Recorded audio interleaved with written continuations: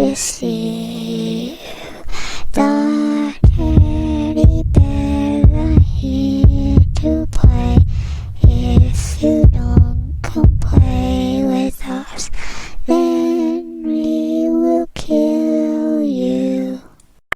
Disturbing food delivery terror story. It was late November, and the streets were colder than usual, with a biting wind blowing through the small town of Hollow Creek. The sleepy town wasn't known for much, just a few cozy diners, mom-and-pop shops, and a food delivery app that had recently taken the community by storm. Everyone was talking about Feast Dash, a new service that promised to deliver anything from local eateries within 30 minutes or less. The app seemed to be a godsend, especially for those who didn't want to leave the comfort of their homes during the approaching winter. For Maddie, a college student struggling to balance work, school, and an endless pile of assignments, Feast Dash became a crutch. She worked long hours at the campus library and barely had time to cook. The convenience of hot food at her doorstep with just a few taps on her phone was something she grew reliant on.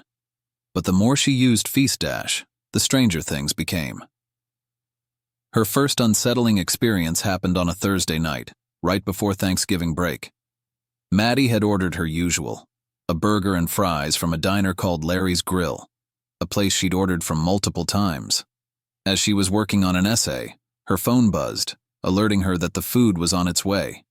Her stomach growled in anticipation, but when she opened the door to retrieve the food, there was no one there, just the delivery bag placed neatly at the foot of her doorstep. A slight frown crossed her face, but she shrugged it off, assuming the delivery person had been in a hurry. That night, though, Maddie noticed something strange about her meal. The fries tasted oddly bitter, like they had been cooked in old grease. As she reached into the bag for her burger, her fingers brushed against something cold and slimy. She pulled her hand back in shock, only to find a dark, wet substance smeared across her fingers. A mix of revulsion and confusion swirled in her stomach. She turned on the lights, opened the burger wrapper, and recoiled in horror. The burger patty was raw, not just undercooked but completely uncooked, blood pooling at the bottom of the wrapper. Maddie's pulse quickened. She dialed the diner immediately, her hands trembling as she explained the situation. The man on the other end of the line sounded equally horrified. "We haven't even had any deliveries today, miss," he said. "Our cook called in sick. We've been closed since lunchtime." Her heart stopped. Maddie hung up without another word and threw the meal into the trash. Her stomach churned, not only from the idea of nearly eating raw meat, but from the impossibility of the situation. She could have sworn she had ordered from Larry's Grill. Her order history on the app confirmed it. That night, Maddie barely slept, her mind replaying the incident over and over. But things were only about to get worse. The next evening, Maddie decided to give Feast Dash one more chance, convincing herself that what had happened must have been a fluke. This time, she ordered sushi from another local restaurant.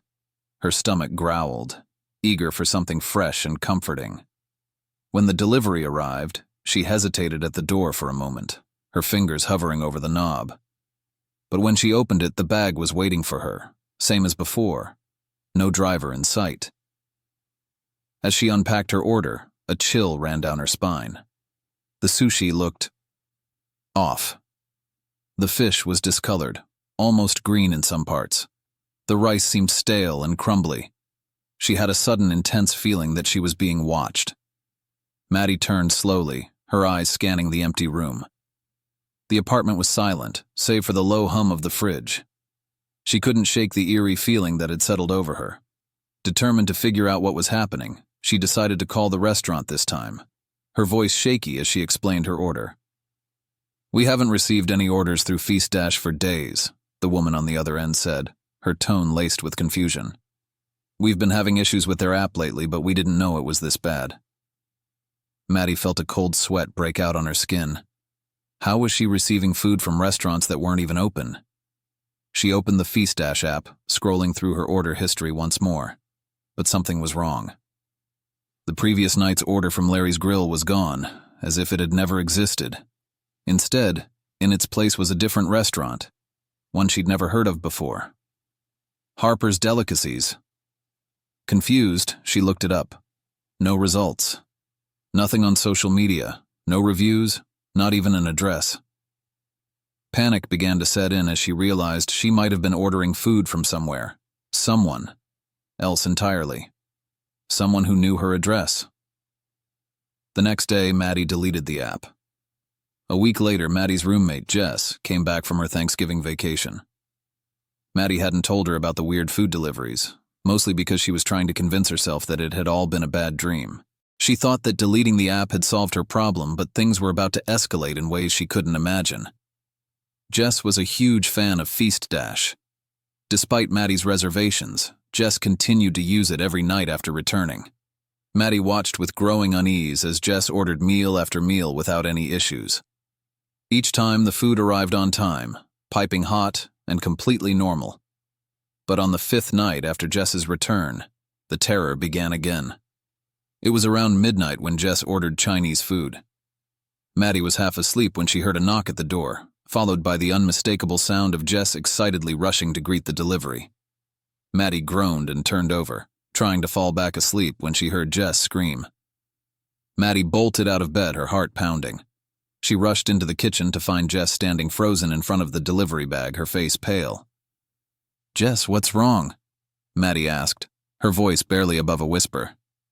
Jess pointed shakily at the bag. Maddie approached cautiously and peeked inside. At first glance, it looked like a regular takeout order, until Maddie saw the meat. It wasn't beef, chicken, or any other protein you'd expect from a Chinese restaurant. It was something far more sinister. The meat was blackened, charred in a way that seemed unnatural, and the stench of decay rose from the container. There was something else, too. A small handwritten note tucked underneath the food. Maddie reached for it, her hand trembling. The note read, "We know what you've done." Maddie felt her blood run cold. "Did you see the delivery guy?" she asked, her voice barely audible. Jess shook her head. "I opened the door and the bag was just there. I didn't hear anyone. No footsteps. Nothing." Fear gripped Maddie as she realized the note wasn't just meant for Jess. It was meant for her, too. She could feel it. The silent deliveries, the disappearing order history, the mystery restaurant that didn't exist. It all pointed to something much darker. Someone was watching them. Someone knew their every move, their every order, their every preference. That night, neither of them slept. The next morning, Jess deleted the app. They both agreed that they wouldn't use it again, and for a while things went back to normal. But a week later, the deliveries resumed, without either of them placing an order. It started with small things. A lone burger left on the doorstep.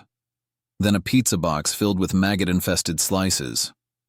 Each time, there was no delivery person in sight. Each time, the food was more grotesque than the last. And always, there was a note. "We're still watching." The final straw came one evening when Maddie returned home after a long day of classes. Jess had been staying with a friend to get away from the nightmare, leaving Maddie alone in the apartment. When she opened the door, her breath caught in her throat. The apartment was filled with the smell of rotting food.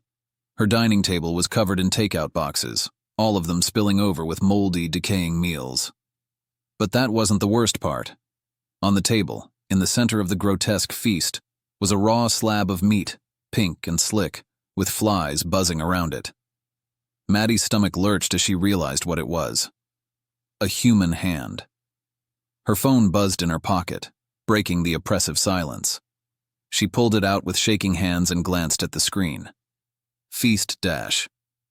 "Your delivery has arrived," Maddie screamed. The next day, Maddie moved out of the apartment. She and Jess never spoke of the incidents again, each too traumatized to confront the horrors they had experienced.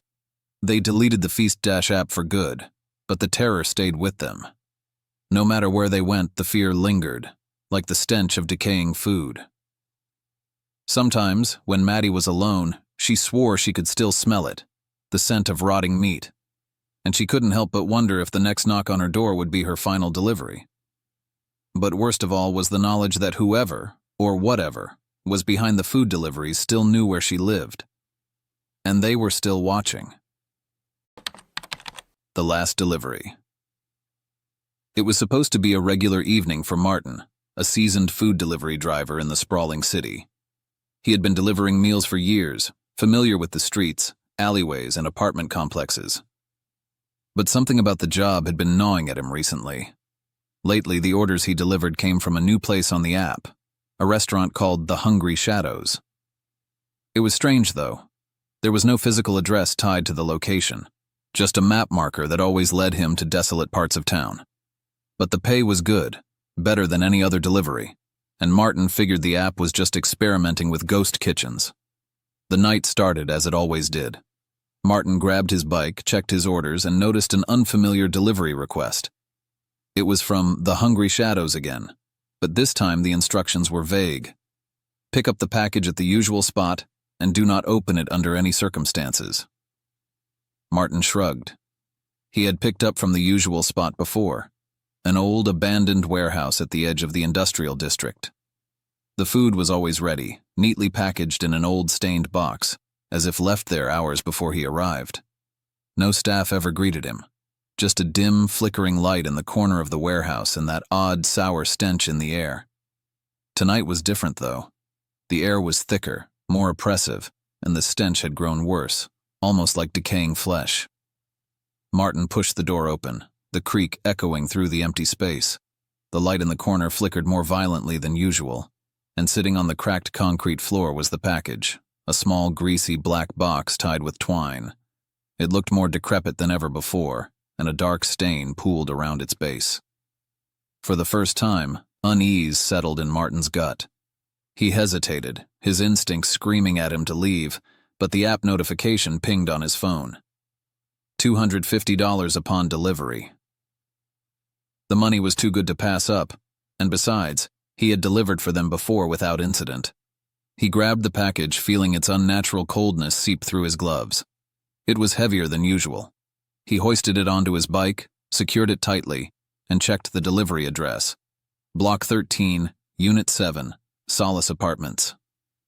Martin had never heard of Solace Apartments before, but when he opened the map, the marker pulsed with a dull red glow. He started his bike and headed toward the address. As he rode, the night seemed to grow darker, the streetlights dimming as he passed, their buzzing hum echoing in the silence.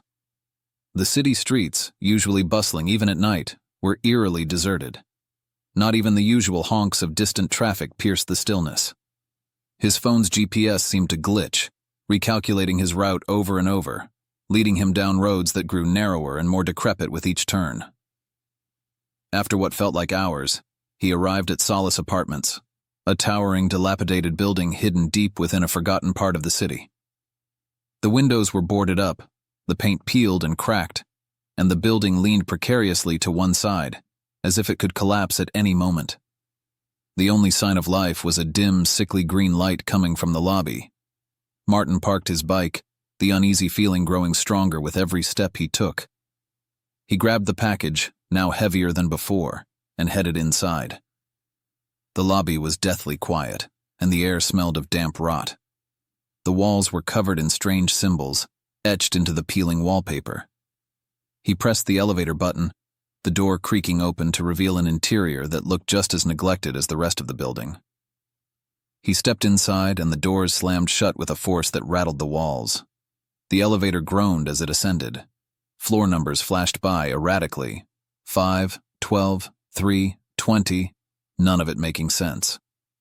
Eventually, the doors opened to a dark, narrow hallway lined with cracked doors. The number 7 was barely visible on the door at the far end. Martin walked down the hallway, his footsteps echoing unnaturally in the silence. The shadows seemed to move, creeping along the walls as if alive. When he reached Unit 7, he knocked softly, hoping for a quick drop-off and an even quicker escape. The door creaked open on its own. Inside, the apartment was pitch black, save for the flickering of an old CRT television in the corner, casting eerie shadows across the room. The static buzz filled the air, creating an unsettling backdrop to the scene. "Hello?" Martin called out, but there was no response. He stepped inside, setting the package on the floor. As soon as it touched the ground, the television screen flickered violently, and an image appeared. It was grainy, but Martin could make out the silhouette of a figure standing in a dark room, eerily similar to the one he was in. The figure's back was to the camera, but something about its posture, the way it stood so unnaturally still, sent chills down his spine. Then the figure moved. Slowly, almost methodically, it turned to face the camera. Martin's heart stopped. It was him. The grainy figure on the screen was an exact replica of Martin, but distorted, its features twisted and wrong. Its eyes were hollow, its mouth a jagged slash that stretched too wide across its face. It stared at him through the screen, unmoving. Suddenly the screen cut to black, and the television switched off, plunging the room into complete darkness. Martin's breath quickened. He turned to leave, but as he reached the door, it slammed shut with a deafening bang. He pulled at the handle, but it wouldn't budge. Panic set in. He pounded on the door. "Hey, let me out!" A soft, wet, squelching sound came from behind him. He froze, fear gripping him. Slowly, he turned to face the room again. The package he had placed on the floor was no longer where he left it. Instead, it now sat in the center of the room, the twine frayed and loose, the top of the box slowly lifting open. The stench hit him first, putrid and nauseating, like rotting meat left in the sun for weeks. And then, something inside the box moved. A low, guttural growl emanated from within, followed by the sound of something slimy and wet slithering out. Martin backed away, his heart racing, as a dark, twisted mass began to emerge. It was impossible to make out what it was, its form constantly shifting, writhing like a mound of insects crawling over one another. Dark tendrils snaked out from the box, stretching toward him, their ends dripping with a thick, black ooze. Martin's instincts kicked in. He bolted toward the window at the far end of the apartment, desperate to escape. But as he reached it, the tendrils shot out, wrapping around his legs and dragging him back toward the center of the room. He screamed, clawing at the floor, but it was no use. The mass of darkness pulled him closer, its growling growing louder, more menacing. He kicked at the tendrils, managing to free one leg.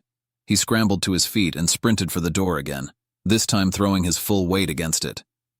The door gave way, crashing open with a splintering sound. Martin tumbled into the hallway, his body slick with the dark ooze that clung to his clothes. Without looking back, he ran. The hallway seemed longer than before, stretching endlessly as the shadows chased after him. He could hear the wet slithering behind him, the growling growing closer. His chest burned, his legs aching as he pushed himself to run faster. Finally, he reached the elevator, slamming his hand against the button. The doors opened just in time, and he threw himself inside, jabbing at the lobby button. The doors slid shut, and the elevator began its descent. Martin collapsed against the wall, gasping for breath. He glanced down at himself. The black ooze was gone, but the cold, lingering touch of whatever had emerged from that box clung to his skin. As the elevator reached the lobby, he stumbled out, not daring to look back at the building. He ran to his bike, threw on his helmet, and sped away as fast as he could, the wind whipping against his face. His phone buzzed in his pocket, but he ignored it. It wasn't until he was miles away, back in the familiar glow of the city lights, that he finally dared to check his phone. The app had marked the delivery as complete.